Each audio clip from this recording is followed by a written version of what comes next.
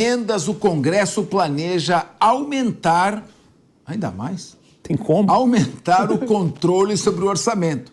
E apresentou ontem 3 medidas para esvaziar o poder do Palácio do Planalto na definição do dinheiro público de 2024. Só uma sugestão, vamos acrescentar aqui, para esvaziar de vez.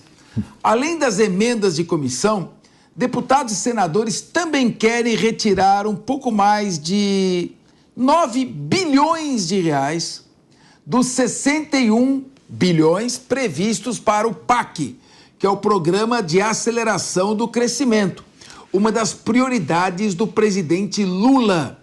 Daqui a pouco o símbolo do PAC vai ser uma tartaruga, porque essa aceleração vai ser a passo de tartaruga, ritmo quelônico.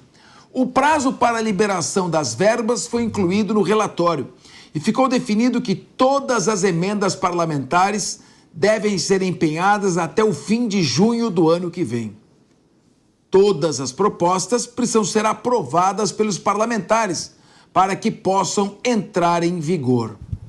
Meu querido Ricardo Rosso, é praticamente uma sequência do primeiro debate, não? Exatamente. Mas eles querem mais. Então a pergunta que eu mudo agora e faço é a seguinte: o que vai sobrar para o governo federal administrar? Para que serve a eleição de um presidente da República? Nós vamos caminhar então para um parlamentarismo dissimulado? É o parlamento, se ele faz um voto de desconfiança, aprova um processo de impeachment contra o presidente. Você sabe que para aprovar um processo de impeachment contra o presidente, você pode criar mil motivos, 1001 pretextos. Então o presidente já é refém por causa disso. Para construir uma maioria parlamentar e ter um mínimo de segurança, ele tem que entregar praticamente o orçamento inteiro para o parlamento. E aí você tem um seguinte problema que eu queria ouvir você. Quando você tem um parlamento que governa e não legisla, você tem 513 cabeças, mais 81 senadores, você tem aí 594 gestores, cada um olhando para o lado numa direção. Você perde aquela administração unidirecional. Para onde vai parar o Brasil com esse avanço do legislativo abocanhando o direito do executivo de administrar o país? Olha, Capês, independente de legendas partidárias, de ideologia, o legislativo está, nesse aspecto de abocanhar o orçamento, passando todos os limites aceitáveis. Nós já estamos vivendo um parlamentarismo branco, velado, que quem manda na real é o parlamento. É o parlamento que manda, porque toda vez que ele quer aprovar alguma coisa, que o governo apresenta algum projeto e o parlamento vai aprovar, ele precisa de emendas ou de cargos. Então fica esse toma lá da cá o tempo inteiro. E poucos pensando de fato no interesse do povo brasileiro. Todos preocupados com dinheiro, com cargos, para poder aquecer sua base eleitoral. Todos não, uma parcela significativa dos parlamentares brasileiros. Tem muita gente boa que está no Congresso, mas elas são minoria.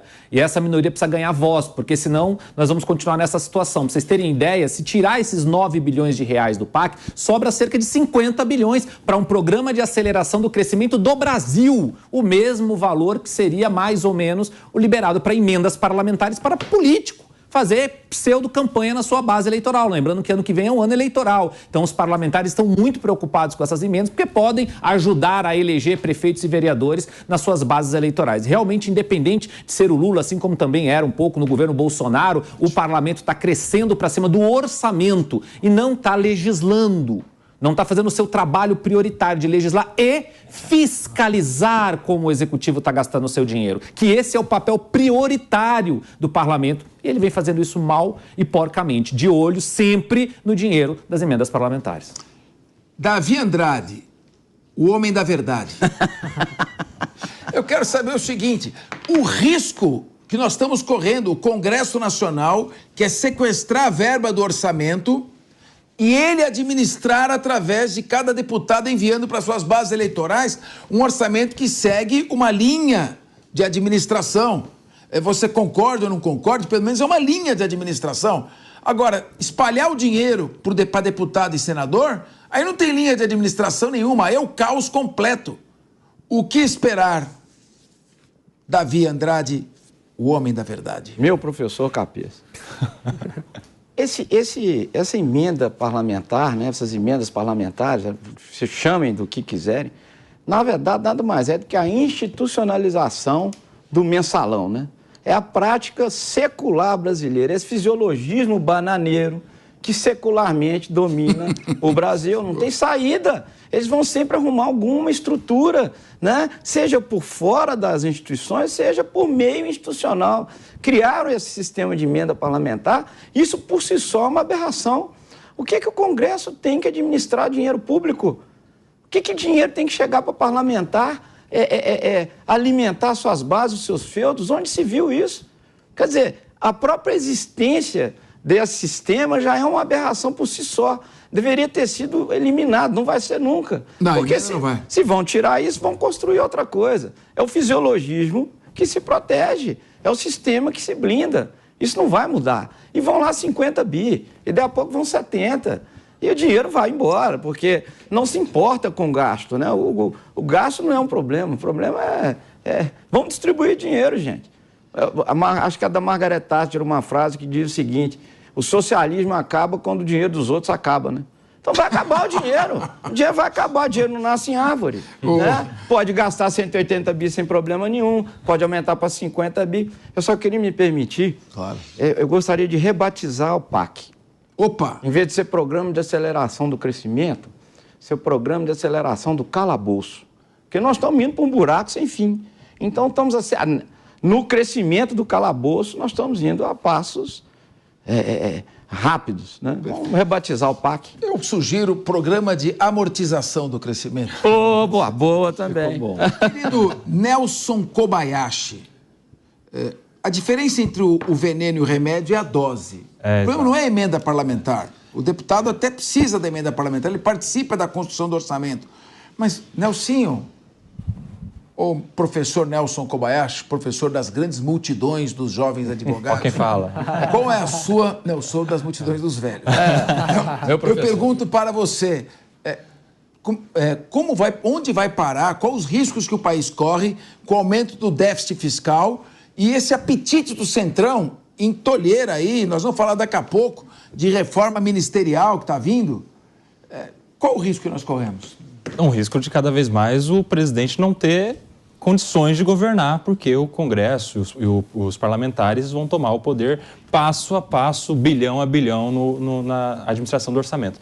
Eu até vou discordar aqui com todo respeito do professor Davi, porque eu acho que deve sim existir a emenda parlamentar, não nessa quantidade, porque é um método utilizado até para facilitar uma das funções do parlamentar, que é a de fiscalização. Se ele destina, logo ele tem interesse de acompanhar a conclusão de uma obra, a destinação, a efetividade da aplicação do empenho do dinheiro público. Só não é legal que seja nessa quantidade, porque daí a gente perde um elemento essencial para a administração pública em relação a valores, que é exatamente a eficiência, o controle e os critérios, né? Porque não dá para ficar gastando dinheiro público sem muito critério, utilizando só o critério eleitoral para a destinação. E eu queria fazer um comentário. A gente está falando sobre dinheiro do PAC, que é o Programa de Aceleração do Crescimento. E aí, programa, Capês, pressupõe um planejamento, uma estratégia, pressupõe que haja a precedência de um estudo feito para que haja um empenho de tanto dinheiro, nós estamos falando de 61 bilhões de reais de dinheiro do contribuinte.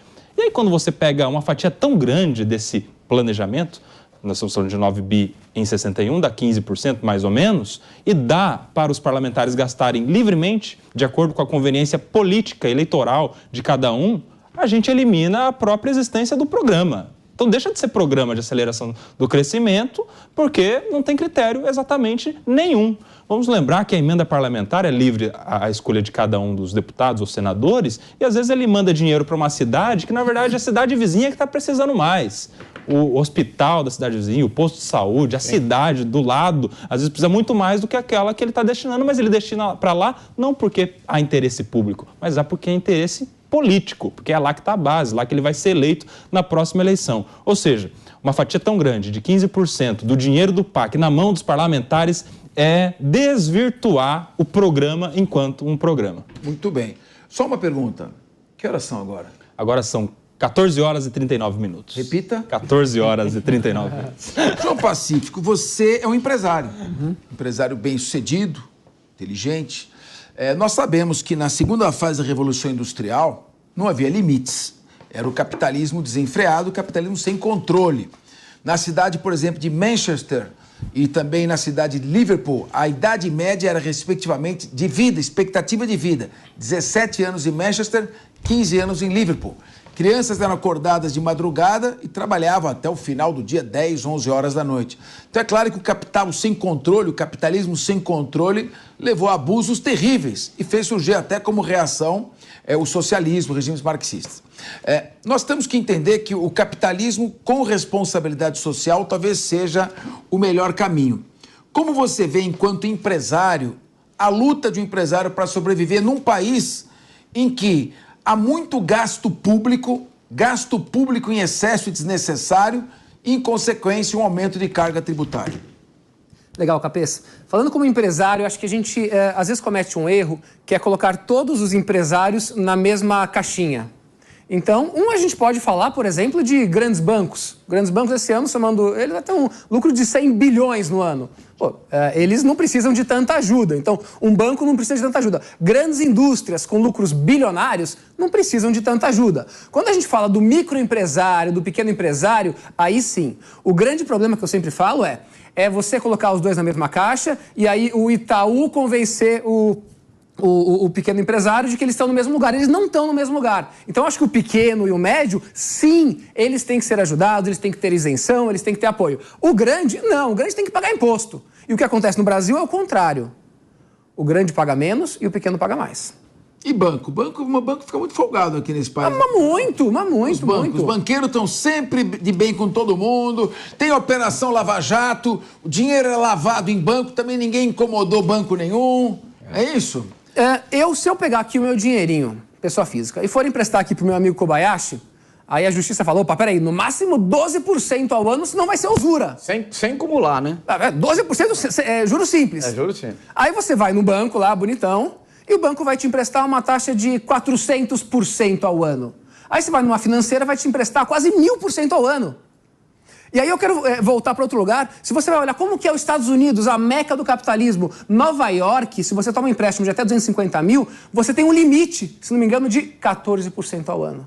Até 500 mil, um outro limite. Então, no Brasil, não tem limites. É o paraíso dos banqueiros aqui. E isso é uma forma de você concentrar renda. Porque você tira dinheiro do pobre e joga dinheiro para quem? Pro banqueiro. Muito bem. Então, os banqueiros aqui também, fiquem espertos que o Linha de Frente vai chegar em vocês.